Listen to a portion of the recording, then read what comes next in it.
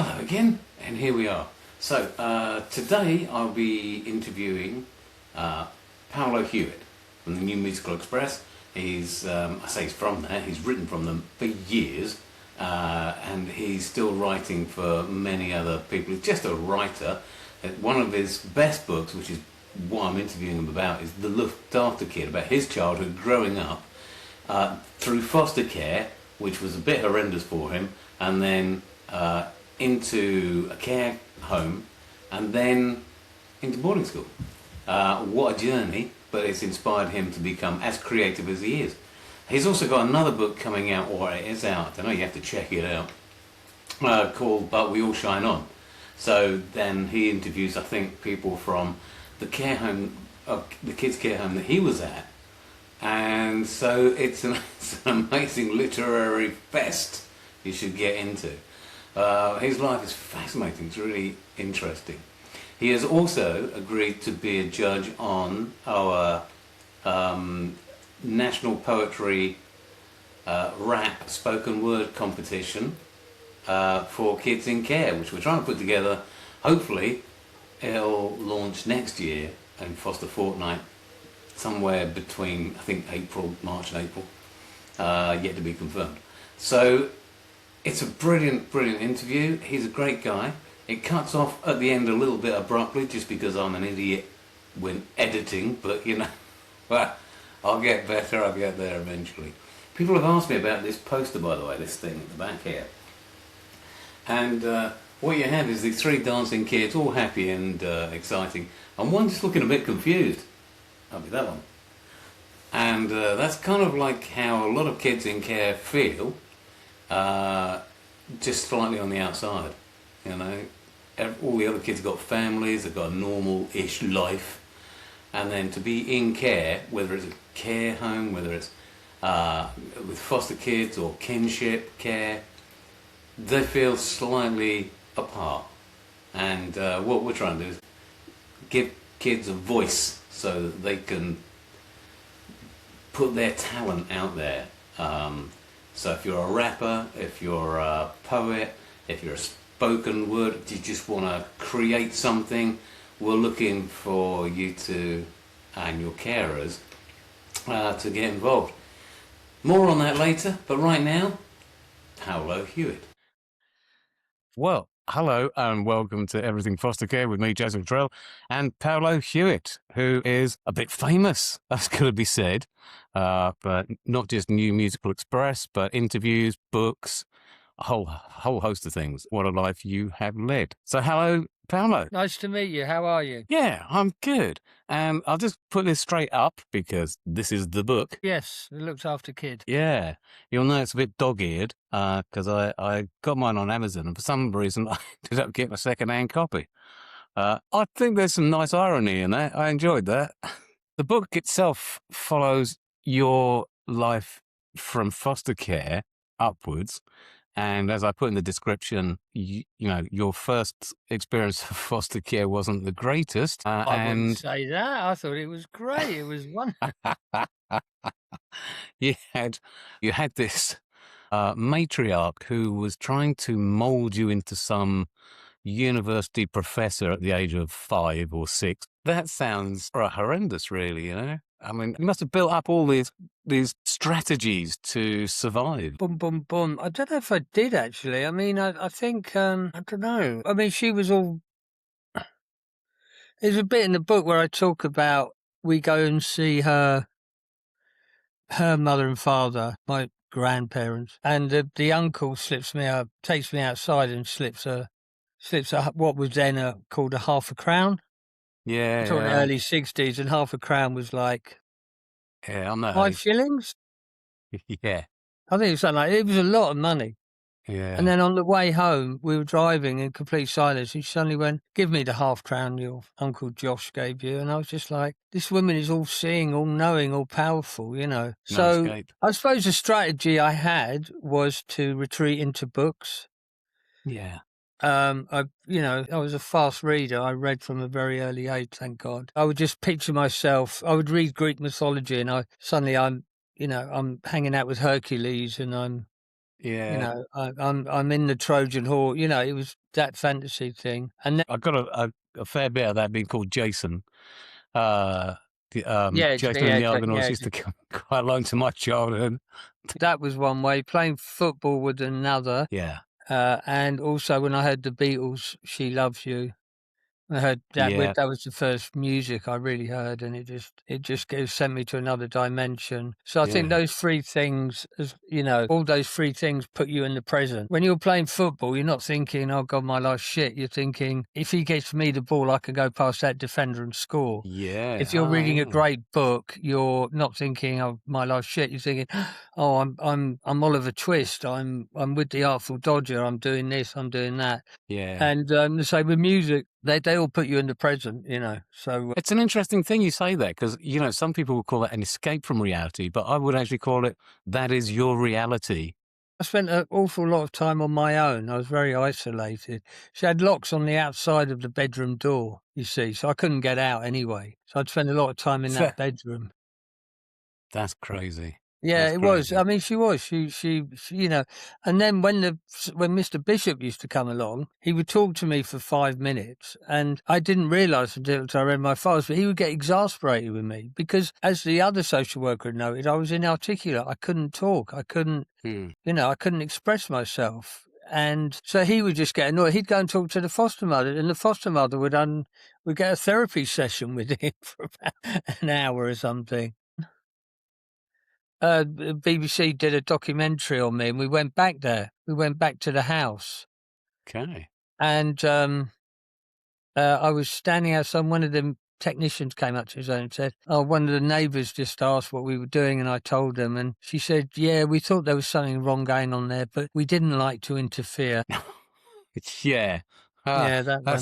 that's the worst thing ever, isn't it? Yeah, Yeah. we didn't want to interfere in that, and it's terrible. So, Uh, that's kind of how I was talking to a friend of mine the other day.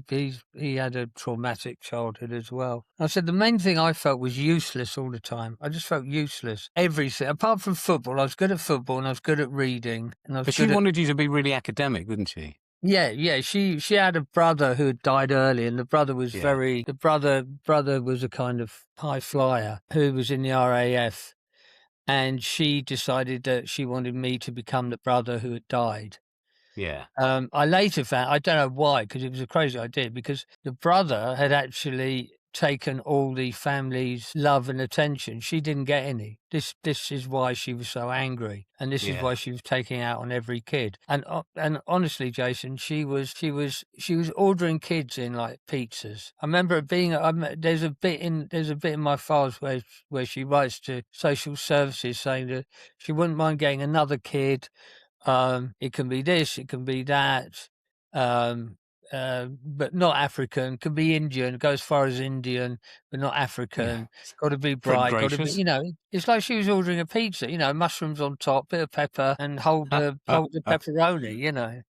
But That's that's what awful. it was like at that time. The social workers they just weren't up to it. Yeah, well, I like to think things have changed a bit. I mean, I can't imagine any of the people that I've met in Eastern Fostering Services in our particular corner of the world being anything like the person you are Yeah. describing. The fact that these two guys got away with that, they are out there, aren't they? Yeah. And another cup, there was another one, wasn't there? Not the Indian, the down in Woking, which was my own town. The little girl who was beaten by the dad and the stepmom again. Again, social workers going around. Again, people saying we can hear her being here. I mean, how much more do you Yeah. know? It just. Well, Oh, Jenny did, Jenny, obviously you know Jenny Malloy very well. yes, I love And Jenny. Yeah, yeah, she's just a force. We've said yeah, this she's before. She's fantastic. amazing. And she did a session with our agency. And in it, she, showed us these pictures of a couple, a little video of a non-communicative kid and these two very disheveled parents and a very disheveled house. And she kind of pointed out how much more do you need? Okay, so you work with these kids, and we saw meeting after meeting with social services, and it went on for weeks and weeks and weeks. And they're saying, you can see that this is an impossible situation. There is no way this pair can look after a child. Yeah. So what's the point when you make that decision? And I think it is tricky for social workers because there's a lot of pressure out there, isn't there, to say, you social workers just want to take children away for no particular reason. Yeah, And I yeah, think that's yeah. what a lot of the Yeah, I fear think is. there is, and oh, I actually, well, I didn't stay in touch with her, but I got when I wrote The Looked After Kid, I got back in touch with my old social worker who was great, and we've Yeah. maintained a relationship ever since. And talking to her, I think to myself, God, social work is like being a goalkeeper in football. You can do Okay. brilliant for 89 minutes, right? And nobody Yeah. says anything. But if you let in the last minute goal through your legs, everybody kills you. There's so Piles, much good yeah. there's so Yeah. much good work that workers do, Ah, which of yeah. course goes unnoticed because that's what they should be doing. But of course, Yeah. things like these two guys or the thing in Woking just render social workers in people's eyes as, yeah. Um, and you're clearly not passing that on to yours, having learned I don't know, you haven't so seen me much. play football with him, have you? I'll give you Slide that. Fair enough. tackles, Yeah. elbows in the ribs. Yeah.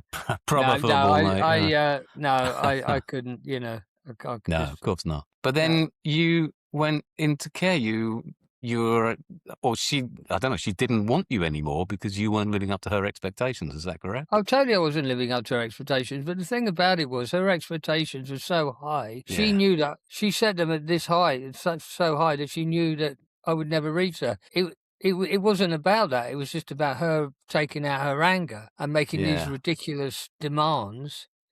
And Yeah. like, I asked you to do A and you haven't done it, therefore, I have every right to cane you or to lock you in a cupboard or lock you in your Yeah. bedroom. I mean, it was just, and the thing about it as well, Jason, was that she was also very capricious, meaning you never knew where you stood with her.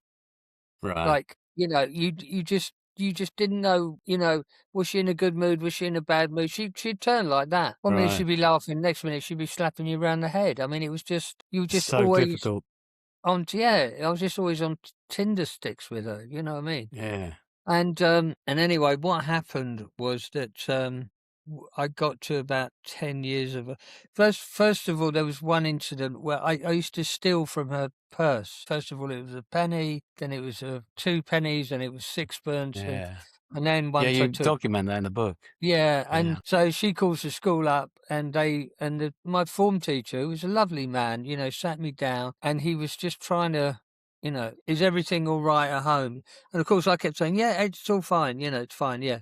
Do you love your mother? Yeah, I love my mother, it's all that. And he actually tried to adopt me, Yeah. and He she could tell found you were out. lying, basically, Yeah, isn't it? You know. yeah, she found out and had me taken away from the school. So any outside threat, she nullified. So I was just stuck there. Anyway, what happened was one day I was at school and I said to her, "Oh, everyone's going. There's a swimming thing after school." And she went, "You're not going to that. I want you home by 4 o'clock or whatever it was." And I just thought, everyone's going. It's, I'm not going off to rob a bank or Yeah. or whatever or go and smash a shop up. I'm going for a swim. So I went. I went and she was just. I think by then she'd got 3 others in by then. So there were 3 others living in the house, and I think she thought, well, he can go because I've got. I'd love to meet those other 3 actually, could find out what happened to them because I bet they got the same thing. So that was on the Friday. On the Saturday, she didn't even come near me. I knew something was up. And then on the Sunday, I was just in my bedroom, and she walked in. She said, and she had a suitcase. She said, "Pack your stuff." I was like, "Okay," and I packed my stuff. She said, "Come downstairs." I went downstairs. She opened the door, and there was a car there with 2 social workers. And that was it, last I ever saw of her. And I was put in a car and taken off to, first of all, a children's home called Woodruff in Bramley, which is near Guildford, run by 2 beautiful people, John and Molly Smith. And I was there from April till September, and I loved being there. I mean, it's John Brown was just like, he was the dad you always want, you know what I mean? He was just fantastic. He used to let me come in and watch TV at lunchtime, watch the cricket and don't tell anyone I'm doing this. And he was just, because he could see how I sat in a tree for 3 days. You know, that's what I did for 3 days. I just sat in a tree, and he gently, metaphorically coaxed me down from that tree.